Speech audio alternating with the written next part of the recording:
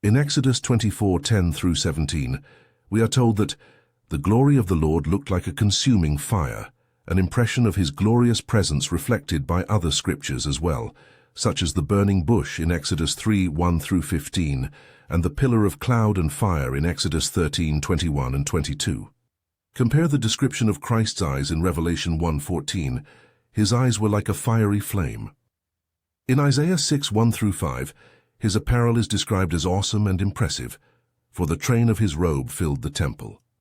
Compare the description of Christ's impressive attire in Revelation 1:13, dressed in a long robe with a golden belt tied around his waist. In Ezekiel 1:27, his body is said to resemble glowing metal, where the obscure Hebrew word in this phrase, chashmal, refers either to brass or amber or electrum, an alloy of gold and silver. Common to all four possibilities is the sparkling quality of the material, which recalls the orangish color of fire and gives the Father's appearance a tangible, substantive aspect. Compare the description of Christ's feet in Revelation 1:15, like white-hot bronze when superheated in a furnace. In Ezekiel 10:4, his glory is called radiant or brilliant, so intense that it occasions a cloud which fills the temple. Compare Revelation 15:8, where the source of the smoke is also the glory of God.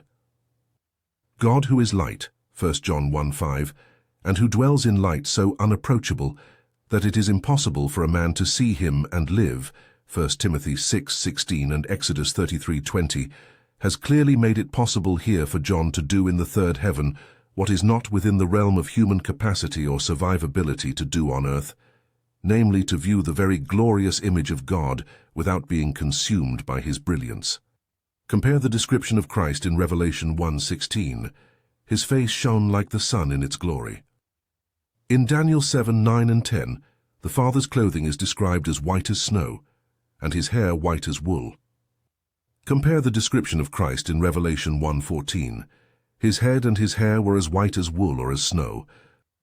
In Ezekiel 43:2, his voice is like the sound of many waters. Compare the description of Christ in Revelation 1:15. His voice was like the sound of many waters.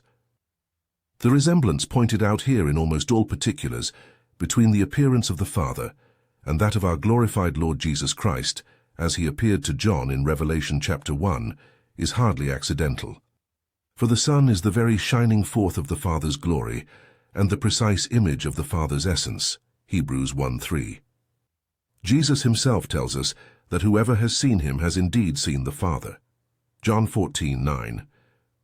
After all, as the Father's unique representative, 1 Timothy 2:5 and 6, the one anointed to reconcile the world to him and him to the world, Colossians 1:19 and 20, the one sent into the world to be the true light of the world, John 1:4-9. It is really Jesus who has been seen on this earth in all theophany that has occurred on the earth. The description of the Father in Revelation 4:3 as being like a jasper or sardius gemstone refers to the appearance of his body and is reminiscent of the description of Christ's feet as like white-hot bronze, as well as to the glowing metal description in Ezekiel 1:27. The jasper referred to here is a dark-colored stone, black to red to purple, while the sardius is also characterized by fiery earth tones, orange to red. Moreover, the latter's Hebrew equivalent is the odem, whose similarity to the name Adam is not coincidental, Hebrew Adham. For the name Adam means ruddy, and refers to the earth-tone color of the first man whose body was taken directly from the earth. In choosing to represent himself in the form of a man whose body exhibits a similar hue, albeit with a brilliant glory never before borne by man save our resurrected Lord, the Father here signals all who read the words of this prophecy of his clear intention and purpose to re-establish divine rule and residence with man on the earth, a reality certainly future in the New Jerusalem, Revelation 21 and 22. The rainbow. And there was a rainbow around the throne, similar in appearance to something made of emerald. Revelation 4:4. The rainbow we see in the sky is a reflection or projection of the visible appearance of the glory of God. Here in Revelation 4:3, however, John sees the real thing, that is, the actual glory of God which surrounds the Father and his throne in all its iridescent brilliance. Typically, this brilliance of the glory of God is so overwhelming that it cannot even be directly viewed by mere human beings, let alone properly described, so that in earthly manifestations it is usually described merely as a brightness. But John is here enabled to see these heavenly sights, which would normally be impossible for any mortal man to view. His description of the rainbow is similar to that given by Ezekiel, as seen here in C.F. Keel's translation, with emphasis and explanations added. Over the expanse, that is the firmament or compressed barrier of the heavens, above their heads, that is of the 4 cherubs, was to be seen, like a sapphire stone, the figure of a throne, and over the figure of the throne was a figure resembling a man above it. And I saw like the appearance of glowing brass, or electrum or amber, like the appearance of fire within the same, that is, within the figure of the man, round about. From the appearance of his loins upwards, and from the appearance of his loins downwards, I saw as of the appearance of fire, and a shining light was round about it. Like the appearance of the rainbow, which is in the clouds in the day of rain, was the appearance of the shining light round about. This was the appearance of the likeness of the glory of Jehovah. Ezekiel 1:26-28. This passage makes it patently clear that the rainbow and the glory of the Lord are synonymous. Therefore, in Revelation 4:3, the rainbow around the throne can only be understood as the manifestation of that glory for all who have capacity to see it, and we may well imagine that its brilliance, brightness, and iridescence exceed by orders of magnitude the reflection of that glory in the earthly rainbow whose appearance we are occasionally blessed to see. In terms of its color, John describes the rainbow as similar in appearance to something made of emerald.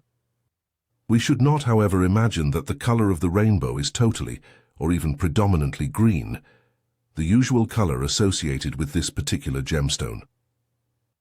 But the emerald was the most valuable gemstone in wide circulation in the ancient world, the diamond and ruby being rare and relatively unknown.